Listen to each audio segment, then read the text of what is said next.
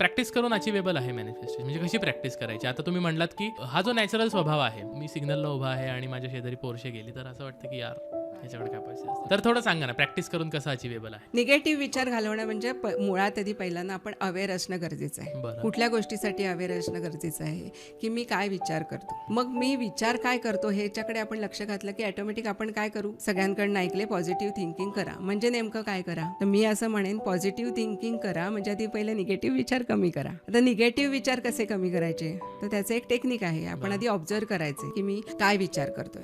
जेव्हा जेव्हा निगेटिव्ह विचारांची एक सायकल तयार होते, तर तेव्हा आपण त्यांना ऑब्झर्व केलं तर आपण त्यांना थांबवू शकतो. आपण काय म्हणायचं, ती स्टॉप. 2-3 वेळा आपण जेव्हा स्टॉप म्हटलं की त्या विचारांची लिंक थोडीशी ब्रेक होते. ब्रेक होते. बरोबर. मग आपण दुसरा प्रश्न विचारायचा स्वतःला की व्हॉट आय एम थिंकिंग, मग इज इट वर्थ.